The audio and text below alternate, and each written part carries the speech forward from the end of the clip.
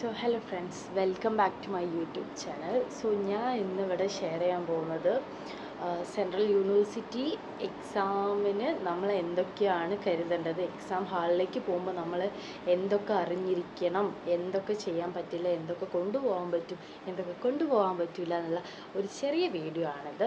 So ഇത് ഒരു CUT exam എഴുതാൻ പോകുന്ന പിള്ളേർക്ക് ഒരു യൂസ്ഫുൾ ആയിട്ടുള്ള വീഡിയോ ആണെന്നാണ് ഞാൻ വിചാരിക്കുന്നത്. സോ ഞാൻ ആദ്യം ചെയ്യേണ്ട വിചാരിച്ചു, പക്ഷേ എൻ്റെ ഒരു എക്സാം ഞാൻ ആദ്യമായിട്ട് എഴുതാൻ പോകുമ്പോൾ എൻ്റെ ഒരു എക്സ്പീരിയൻസ് ഇൻക്ലൂഡ് ചെയ്ത് നോട്ട് ഒരു വീഡിയോ ചെയ്തുകൂടാന്ന് തോന്നിയിട്ടാണ് ഞാൻ ഈ വീഡിയോ ചെയ്യുന്നത്. സോ ഫസ്റ്റ് ഓഫ് ഓൾ നമ്മളിപ്പോൾ എക്സാം എഴുതാൻ പോകുമ്പോൾ നമ്മൾ സൈറ്റിൽ കയറി ഡൗൺലോഡ് ചെയ്തിട്ടുണ്ടാവുക ഒരു ഹാൾ ടിക്കറ്റ് ഉണ്ടാവും. ഹാൾ ടിക്കറ്റ് നമുക്ക് ബ്ലാക്ക് ആൻഡ് വൈറ്റ് എടുക്കാം, അല്ലെങ്കിൽ കളർ എടുക്കാം, അതൊക്കെ നമ്മളെ താല്പര്യമാണ്. പിന്നെ ശ്രദ്ധിക്കണം, 3 പേജാണ് ഉണ്ടാവുക. വെറുതെ 3 പേജ് നമ്മൾ പ്രിൻ്റ് എടുക്കേണ്ട ആവശ്യമില്ല. സോ ഞാൻ ആ 3 പേജും പ്രിൻ്റ് എടുത്തിട്ടുണ്ടായിരുന്നു. സോ അവിടെ പോയ സമയത്താണ് അറിയുന്നത് ആ ഫസ്റ്റ് പേജ് മാത്രം മതിയായിരുന്നു എക്സാം എഴുതാൻ വേണ്ടിയിട്ട്. ബാക്കിയുള്ള രണ്ടാമത്തെ പേജ് എന്ന് പറയുന്നത് ഒരു എക്സാമിൻ്റെ ഇൻസ്ട്രക്ഷൻസ് ഒക്കെയാണ്. അത് വേണമെങ്കിൽ നിങ്ങൾക്ക് വായിച്ചിട്ട് പോകാം. പിന്നെ മൂന്നാമത് എന്ന് പറയുന്നത് നമ്മളെ ഒറിജിനലായ ആധാർ കാർഡ് നമ്മളെ കയ്യിലില്ല എന്നുണ്ടെങ്കിൽ നമുക്ക് ആ ഫോം ഫില്ല് ചെയ്തിട്ട് വേണം അവിടെ എക്സാമിന് കയറാൻ വേണ്ടി. സോ അതായിരുന്നു ബാക്കിയുള്ള 2 പേജ്. സോ ഫസ്റ്റ് കാണുന്ന ഇങ്ങനെയുള്ളൊരു പേജ് ഉണ്ടാവും. ഇതാണ് നിങ്ങൾ ഇത് ഫോട്ടോ കാണാം. ഈ പേജാണ് നിങ്ങൾ എന്തിനു കൊണ്ടുപോകേണ്ടത്, എക്സാമിന് ഹാൾ ടിക്കറ്റ് എന്ന് പറഞ്ഞിട്ട് കൊണ്ടുപോകേണ്ടത്. സോ ഇതിൽ കണ്ടോ, ഇവിടെയാണ് നമ്മൾ ഫോട്ടോ അടിക്കുന്നത്, രണ്ടാമത് നമ്മൾ തമ്പ്, മൂന്നാമത് നമ്മൾ സൈൻ ചെയ്യുന്നത്. ഈ പേപ്പർ മാത്രം കൊണ്ടുപോയാൽ മതി. നിങ്ങളെ കയ്യിൽ ഒറിജിനൽ ആധാർ കാർഡ് ഉണ്ട് എന്നുണ്ടെങ്കിൽ നിങ്ങൾ ഈ പേജ് മാത്രം കൊണ്ടുപോയാൽ മതി. ഇത് മാത്രം മതി എക്സാം എഴുതാൻ വേണ്ടിയിട്ട്. സോ നിങ്ങളിത് കൊണ്ടുപോകുമ്പോൾ ശ്രദ്ധിക്കേണ്ടത് എന്താണെന്ന് വെച്ചാൽ, നിങ്ങൾക്ക് 2 ഫോട്ടോ ആണ് എക്സ്ട്രാ വേണ്ടി വരിക. ഒന്ന് ഇതിൽ ഒട്ടിക്കാൻ വേണ്ടിയിട്ടും ഒന്ന് അവിടുത്തെ അറ്റൻഡൻസ് രജിസ്റ്ററിൽ ഒട്ടിച്ച് സൈൻ ചെയ്ത് തമ്പ് ചെയ്യാനുള്ള എക്സ്ട്രാ ഒരു ഫോട്ടോ കൂടെ, ഇതും അല്ലാതെ ഒരു ഫോട്ടോ കൂടെ കരുതണം. സോ ടോട്ടൽ 2 ഫോട്ടോ ആണ് എക്സ്ട്രാ വേണ്ടത്. സോ ഹാൾ ടിക്കറ്റിൻ്റെ കേസിൽ ഇപ്പോഴും പറയുകയാണ്, വേറൊരു പേജ് ഞാൻ കാണിച്ചു തരാം. ടോട്ടൽ 3 പേജാണ് ഉണ്ടാവുമെന്ന് പറഞ്ഞല്ലോ. സോ അതിൽ ഈ പേജാണ് ഇൻസ്ട്രക്ഷൻസിൻ്റെ, ഇതാണ് സെക്കൻഡ് പേജായിട്ട് വരുന്നത്. സോ തേർഡ് പേജ് എന്ന് പറയുന്നത് ഇതാണ്. ഈ പേജ് വേണ്ടതെന്ന് വെച്ചാൽ ഒറിജിനൽ ആധാർ കാർഡ് അപ്പോൾ കയ്യിലില്ലെങ്കിൽ അങ്ങനെയുള്ള ആളുകൾ മാത്രമാണ് ഈ പേജ് ഫില്ല് ചെയ്തിട്ട് പോവേണ്ടത്. സോ അല്ലാത്ത ആളുകളൊന്നും ആ പേജ് ഈ 2 പേജുകൾ കൊണ്ടുപോകേണ്ട ആവശ്യമില്ല. ഈ പേജ് മാത്രം കൊണ്ടുപോയാൽ മതി. ഇത് മാത്രം മതി നമുക്ക് എക്സാം എഴുതാം. ആക്കാൻ തോന്നുന്നു 2 മണിക്കായിരുന്നു അവിടെ എനിക്ക് ടൈം പറഞ്ഞിരുന്നു എത്തേണ്ടത്. സോ ഞാൻ 2 മണിക്ക് അവിടെ എത്തി. 2 മണിക്ക് എത്തി അവിടെ നിന്നാണ് ഇതിൽ ഫോട്ടോസൊക്കെ ഒട്ടിച്ചതും. പിന്നെ അവിടെ കുറേ ആൾക്കാർ കാണുമ്പോൾ ഒരു സമാധാനം, അത്രയേ ഉള്ളൂ.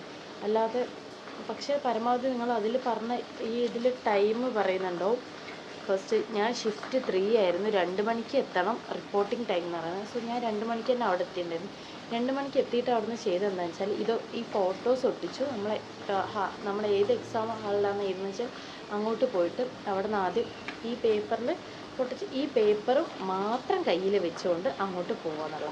പിന്നെ എക്സാം ഹാളിലേക്ക് കയറുമ്പോൾ ഉള്ള ഡ്രസ്സിങ് എങ്ങനെയായിരിക്കാമെന്ന് വെച്ച് കഴിഞ്ഞാൽ, വേണമെങ്കിൽ നിങ്ങൾക്ക് ഓവർ പോക്കറ്റുകളൊന്നുമില്ലാത്ത ഒരു ഡ്രസ്സ് ഉപയോഗിക്കുക. കാരണം ഇതൊക്കെ ചെക്ക് ചെയ്ത് നോക്കും.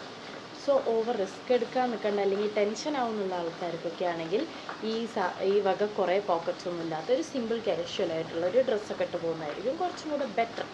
അല്ലെങ്കിൽ നമുക്ക് ടെൻഷനായി പോയിട്ട് എക്സാം എഴുതാൻ പറ്റാത്ത ആൾക്കാരൊക്കെ ഉണ്ടെങ്കിൽ സോ അതായിരിക്കും കുറച്ചുകൂടെ ബെറ്റർ.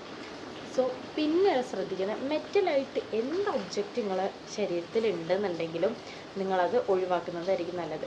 ഫോർ എക്സാമ്പിൾ ബെൽറ്റ്, കാലിൽ പാദസരം ഇടുന്ന ആൾക്കാരാണ് അങ്ങനെ കമ്മൽ, മാല, ബ്രേസ്ലെറ്റ്, മോതിരം, ബാംഗിൾസ്, അങ്ങനത്തെ സാധനങ്ങൾ. പിന്നെ മൂക്കുത്തി കുറേ ആൾക്കാർ മൂക്കുത്തി അല്ലേ ചെറുതല്ലേ എന്നൊക്കെ വിചാരിക്കുന്നുണ്ടാവും.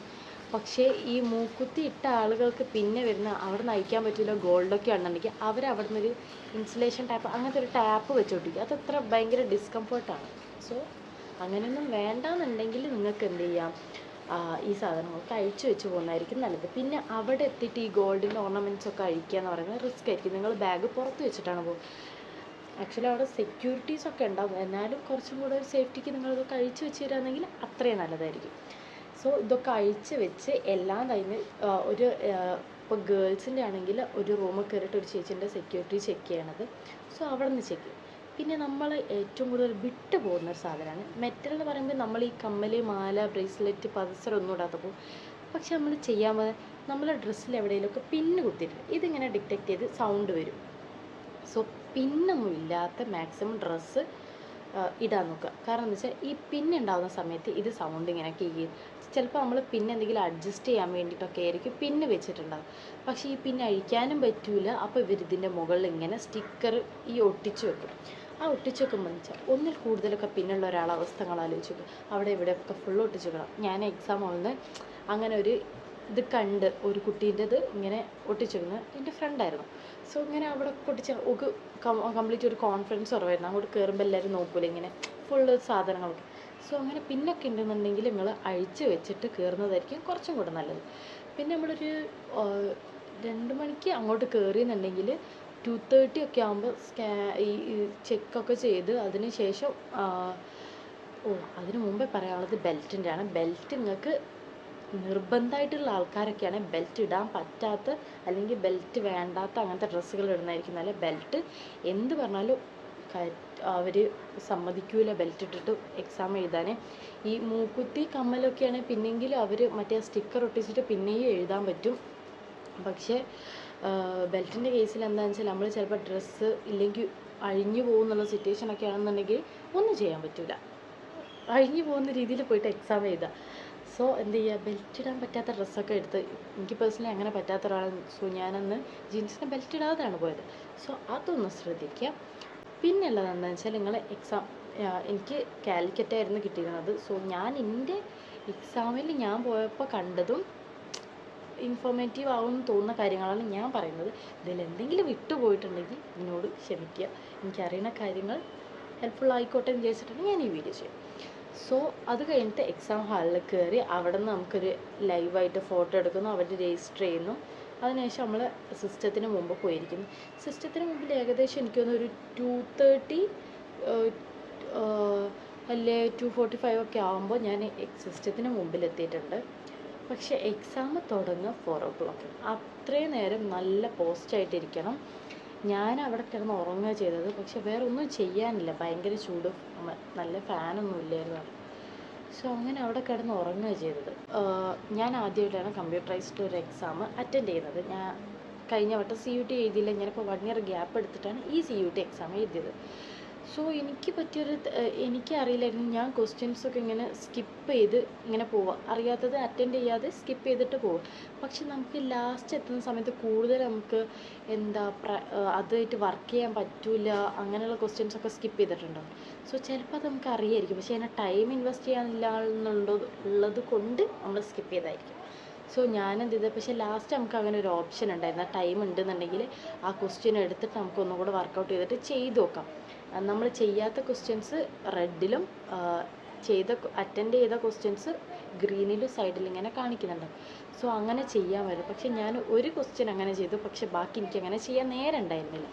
സോ നിങ്ങൾ അതൊക്കെ ഒന്ന് ചെക്ക് ചെയ്യുക. ആദ്യമായിട്ടാണ് ഇതെന്നുള്ള ആൾക്കാർക്കാണ് ഞാൻ ഇത് പറഞ്ഞത്, കാരണം എനിക്കറിയില്ലായിരുന്നു.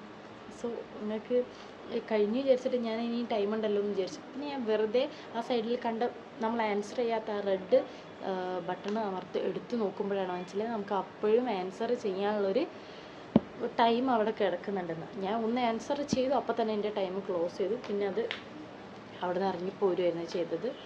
സോ ഇത്രയൊക്കെയാണ് എനിക്ക് വീഡിയോയിൽ പറയാനുള്ളത്.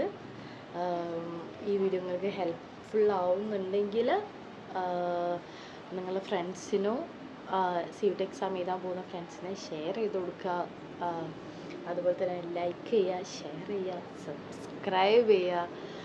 സോ ഇതുപോലത്തെ ഇൻഫോർമേറ്റീവ് വീഡിയോസ് എനിക്ക് തോന്നുന്നു എൻ്റെ എക്സ്പീരിയൻസ് ഞാൻ ഷെയർ ചെയ്യുന്നതായിരിക്കും. സോ എനിക്ക് അടുത്തുള്ള എക്സാം MSWൻ്റെതാണ്, 25th ഇന്നിപ്പോൾ 13th ആയി. ഞാൻ ഈ വീഡിയോ ചെയ്യുമ്പോൾ 25th ഒരു എക്സാം ഉണ്ട്. അതുവരെയുള്ള ആളുകൾക്ക് ഇത് ഹെൽപ്ഫുൾ ആവുമെന്ന് വിചാരിക്കുന്നു. സോ